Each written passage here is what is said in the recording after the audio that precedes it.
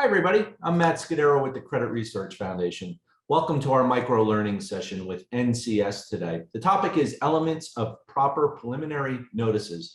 Boy, devil's always in the details. Jerry, it is great to have you with us today. I want to thank NCS for being a platinum partner of CRF and all of the support they provide and you provide to us. And so interested in today's topic on elements of proper notice. Jerry, I'm going to pass it off to you. I know you have some great information to share with us. Thank you, Matt. Thanks for having me in. We appreciate our relationship with CRF as well. Hello, everyone. We're on the construction side with this micro learning session. And really, we're talking about the mechanics lien process. If you're in construction credit on that side, you recognize that our lien rights really are our lifeline to protecting our accounts receivable and getting paid on construction projects. Now, in the world of lien rights, the first step typically that the states require is some sort of a notice that needs served, some sort of a preliminary notice. Now, this notice is a great thing for us. It accomplishes a lot.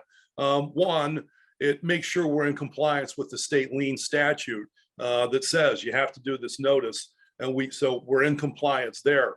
Two, it identifies us to the owner of the property. That's very important as well, because you think of a given project, the owner obviously knows who the general contractor is. They may know a couple of the subs, but the owner's probably not going to know all of the subs, and they won't know a good deal of the third-tier material and service providers. And all of those parties have the opportunity to file lien against the owner's property, which the owner does not want. So the notices identify the owner to that, and the owner then can protect themselves, make sure they're getting waivers of lien each month when there's a new draw from the general contractor from the folks who have served preliminary notices and identified them. So that's a big value. And the other thing, it makes us a priority for payment. If a subcontractor has enough money to pay one material supplier, but they owe two material suppliers money, and one has served their notice and one has not, I guarantee you who's going to get paid. It's going to be the material supplier that has served their preliminary notice, because the sub understands there's a larger repercussion out there if a lien gets filed and the owner is going to be coming down the line on them. So it does make us a bigger priority for payment. In our experience at NCS, 97% of the time, it will get you paid when you serve your preliminary notice. Now, that being said, let's go to the other side. When it does not get you paid, your notice becomes extremely important. Other lien holders are going to challenge liens. The owner is going to challenge our lien. They would love to have our lien removed. The other lien holders are going to challenge. It may mean more money for them. And when they do, they're going to go to the preliminary notice first and make sure it's done properly.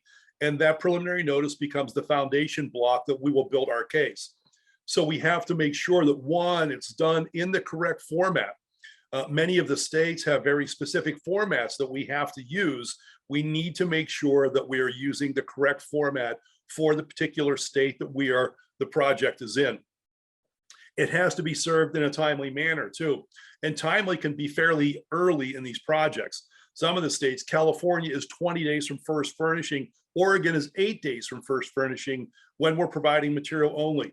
So we may have to do this very early. Florida tells us 45 days from first, but it must be received within 45 days from first.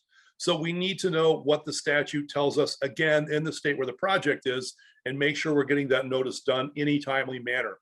It's got to have accurate information.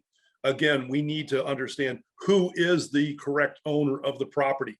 Do we need to identify the general contractor and serve them? Who are they? And who are they legally? Not a DBA or a trade name, because that opens a crack where we can be challenged and lose. And we need to serve all the required parties within that state. Typically, the states tell us we have to serve a copy on the owner. A fair amount of the states tell us we also have to serve a copy on the general contractor. A few tell us we have to notify the construction lender. And really, if I'm a material supplier, I'm probably going to send a copy to my customer, the subcontractor, as well, because I want everybody on the project to understand that I know my lien rights, we're sophisticated here, and we're serious about collecting our money. And then we have to use the correct method